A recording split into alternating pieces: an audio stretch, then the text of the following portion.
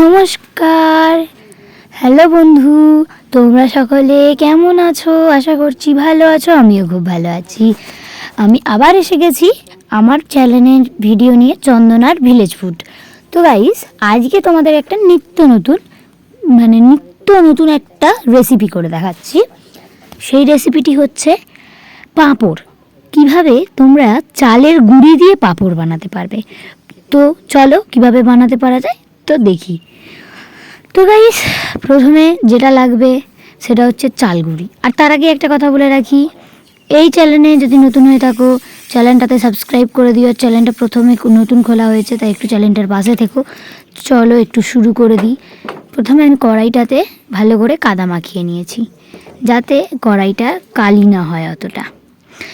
তারপরে গাইস একটু কাদাটা শুকনো করছি। এবার যেগুলো লাগবে সেগুলো হচ্ছে ধনে পাতা।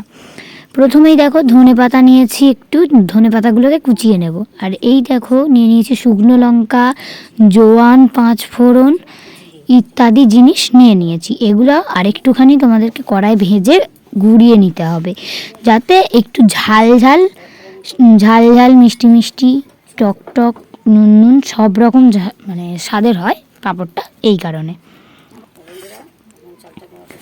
তো গাইস দেখো, এবার শুরু করি প্রস্তুতি। এই দেখো এবার নিয়ে নিচ্ছি মেন জিনিস, চালের গুঁড়ি।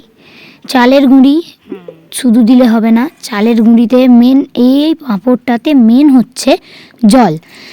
এক বাটি হচ্ছে চালের গুঁড়ি দিয়ে তুমি কিভাবে এক চুবড়ি পাঁপড় বানাতে পারো সেইটা আজ তোমাদের সাথে শেয়ার করছি। খুব নরম, পাতলা, ফাইন, দারুণ খেতে হয় গাইস। তো চলো, প্রথমে চাল গুঁড়িটা একটা বাটিতে নিয়ে নিয়েছি, একটা গামলায় নিয়ে তাতে একটু জল দিয়ে নিলাম। জল দিয়ে গামলায় মিশিয়ে নেব। আর উপরে একটা কড়াইতে জল গরম বসিয়ে দিয়েছি। জলটা একটু ফুটে ফুটে আসবে, তখন আমরা ঠিক প্রস্তুতিটা শুরু করব। দেখো প্রথমে ভালো করে নেড়ে নেবে। দেখো প্রথমে ভালো করে চাল গুঁড়িটা জলেতে গুলিয়ে নেবে। জলে ভালো করে, ফার্স্টেই বলে দিচ্ছি, এই রকম রান্নাতে মানে চাল গুঁড়ির রেসিপিতে, এই পাঁপড়ের রেসিপিতে জলটাই মেন। আমি আবারও বলছি, জলটাই মেন। জল যত দেবে জিনিসটা ততটা ভালো হবে। দেখো প্রথমত আমরা ভালো করে চাল গুঁড়িটাকে ঘুলিয়ে নিচ্ছি। তোমরা চাইলে চাল গুঁড়িটাকে ছেঁকেও নিতে পারো, মানে চেলে নিতে পারো। তারপরে দেখো ধনে পাতাটাকে কুচিয়ে নিচ্ছি। ধনে পাতায় একটাও ডাঁটি দিলে চলবে না, ধনে পাতায় শুধু তোমাদেরকে ধনে পাতার শুধু পাতা দিতে হবে। তারপরে যে জলটা ফুটছিল, একটু ফুট ধরে গেছিলো, তখন আমরা দিয়ে দিয়েছি ওই চাল গুঁড়ির গোলাটা। চাল গুঁড়িটা দিয়ে আমরা ভালো করে নেড়ে নিচ্ছি, তোমরা দেখতে থাকো। আর এটা কিন্তু অনবরত নাড়তে হবে, নাড়া থামালে চলবে না। নাড়া থামালে কিন্তু নিচে চালগুঁড়িটা বসে যাওয়ার সম্ভাবনা আছে। নিচে বসে গেলে কিন্তু দুধ পানি কা পানি, অর্থাৎ চালের গুঁড়ি নিচে বসে যাবে, জলটা ওপরে রয়ে যাবে। তাই অনবরত নাড়তে থাকো। চলো, এটা দেখো একটু ঘন ঘন হয়ে এসেছে। এরকম কিন্তু একবার দেখো, টোটাল আমরা কিন্তু এখানে 2 বাটি জল ইউজ করেছি। 2 বাটি জল দিয়ে দিলাম, 3 বাটি জল দিয়েছি। 3 বাটির পরে এই যখন ফোটানোর পরে এইটা হয়েছে, তো নেড়ে নিচ্ছিলাম। নেড়ে নেওয়ার শেষে আমরা আবার এতে একটু জল দিয়ে নেব। মানে প্রায় এটা 1 ঘন্টা 2 ঘন্টা মতো সময় লাগে আমাদের এরকম বেক করতে। এটা হয়ে গেলে পাঁপড় হতে টোটাল 3 ঘন্টা 3-4 ঘন্টা লাগবে। কড়া রোদ্দুর হলে, রবিবারের যেমন কড়া রোদ্দুর আমরা দেখি, ঠিক সেরকম কড়া রোদ্দুর থাকলে খুব ভালো হয়। দেখো একদম পুরো দুধের মতো দেখতে লাগছে। এ সময় একটু কাঠের আঁচটা, মানে আপনারা যাতে করবেন তার আঁচটা কিন্তু একটু অল্প রাখতে পারেন, অল্পও রাখতে পারেন, বেশিও রাখতে পারেন, সেটা আপনাদের মতো। আমরা একটু অল্প রাখছি। তো এটা কিন্তু এরকমভাবে একটু দেখে নিতে হবে তোমাদের। কিছুক্ষণ পরপরই ওরকমভাবে হাতা উল্টে দেখে নেবে হাতার উপরে কোনো আস্তরণ পড়ছে কিনা। যদি আস্তরণ পরে বুঝতে হবে এটা অনেকটা ঘন হয়ে এসেছে। ঘন হয়ে গেলে জিনিসটা কিন্তু খুব পাতলাও হবে না, খুব ঘনও হবে না, প্রপার একটা মানে প্রপার যেরকম দেখতে হয় সেরকমই হবে। দেখো কড়ার চারিদিকে কিন্তু একটা পাঁপড় একটা আর কি লেগেছিল, সেটা শুকনো শুকনো হয়ে পাঁপড়টা হয়ে এসেছে। দেখলেই বোঝা যাচ্ছে যে পাঁপড় হয়ে গেছে সাইডেরগুলো। চলো ছাড়িয়ে দেখি। তো ছাড়ানোর চেষ্টা করছি, তো ছাড়ানোর চেষ্টা করলেই তো সবটা হচ্ছিল না। তো আর কি, যেহেতু আজকে ছিল রবিবার, সকাল থেকে শুরু করে দিয়েছিলাম পাঁপড় তৈরির প্রস্তুতি। তো চলো এটা এখন আমরা ভালো করে নেড়ে নিচ্ছি। এখন ভালো করে নেড়ে নিই। আর তো তোমরা দেখতেই পেলে যে ওই সাইডটা পুরো হয়ে গেছে। আর এখন আমরা তুলে দেখাচ্ছি তোমাদেরকে যে এটা উঠেছে কি ওঠে, মানে কতটা হয়েছে আর কি, সেই রকমটা তোমাদেরকে দেখাচ্ছি।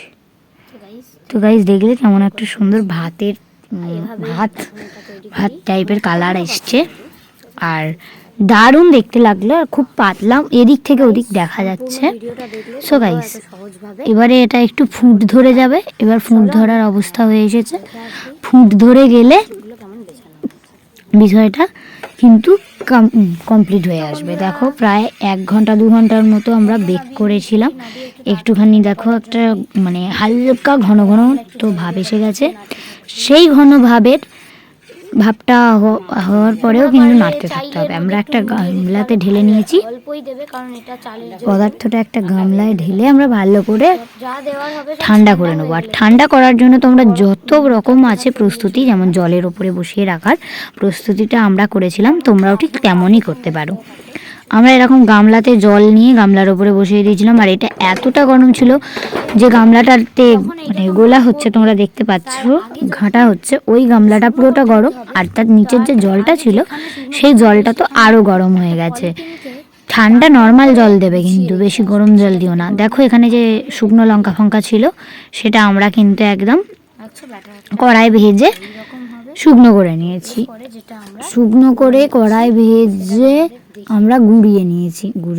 গুঁড়িয়ে নেওয়া মানে একটু একটু অল্প অল্প আর কি দিয়ে দিলাম।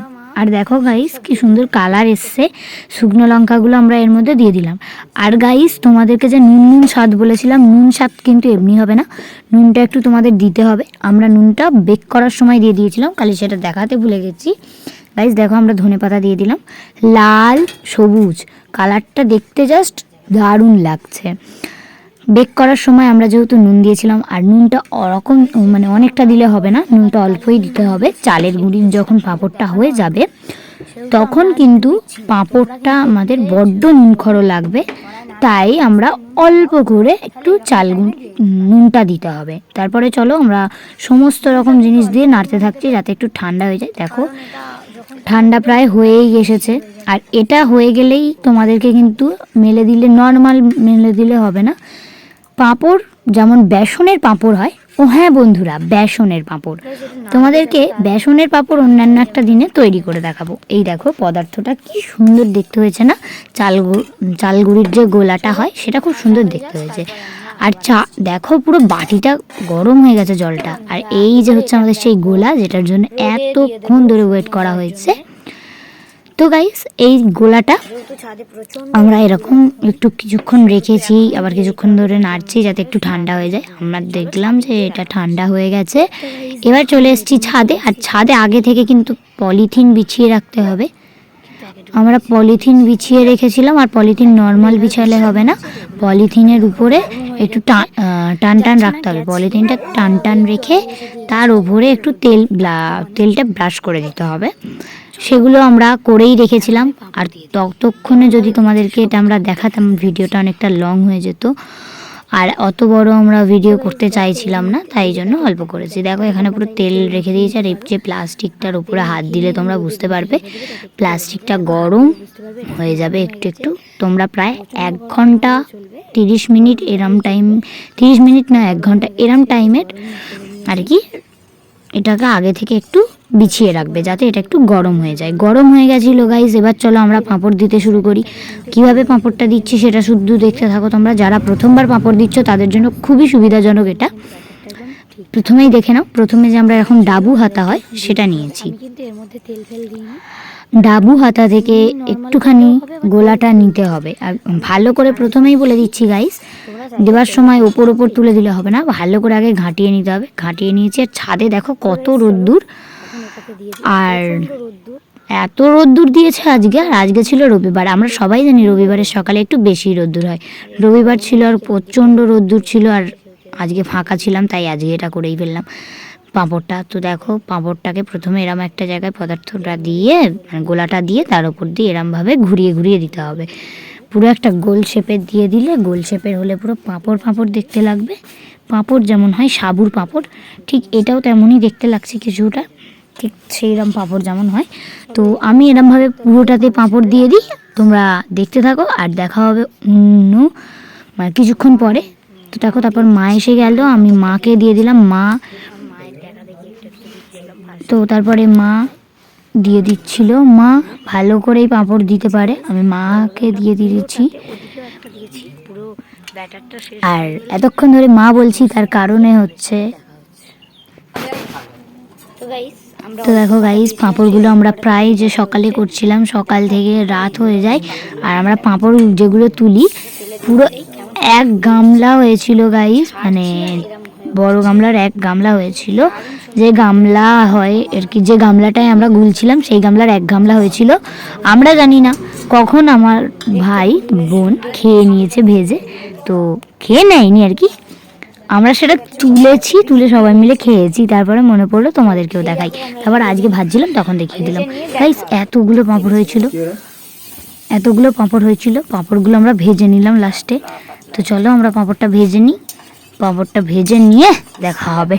দেখো কি সুন্দর গোল গোল দেখতে হয়েছে পাঁপড়গুলো, আর পাঁপড়গুলো কিন্তু খুবই পাতলা পাতলা দেখতে হয়েছে, তোমাদেরকে আমি দেখিয়েও দিচ্ছি কতটা পাতলা হয়েছে। দেখো এই যে পাঁপড়টা দেখতে পাচ্ছ, এই যে পাঁপড়, আর এই পাঁপড়গুলো কি সুন্দর পাতলা পাতলা দেখতে লাগছে। এই দেখো গাইস, এই যে পুরো এদিক থেকে ওই দিক অবধি, মানে একদিক থেকে অন্য দিক পুরো স্পষ্ট বোঝা যাচ্ছে গাইস। হাতটা এদিক থেকে হাত ওদিকের পুরো স্পষ্ট বোঝা যাচ্ছিল, এত সুন্দর পাতলা পাতলা হয়েছে। আর দেখো তেলে দিতেই কেমন ফুলে উঠছে, পুরো সাবুর পাঁপড়ের মতো। আসলে গাইস এই পাঁপড়গুলো সত্যিই খেতে খুব সুন্দর হয়, তোমরাও চাইলে বানিয়ে খেতে পারো। তো এভাবে আমরা সব কটাকে ভেজে নিচ্ছি।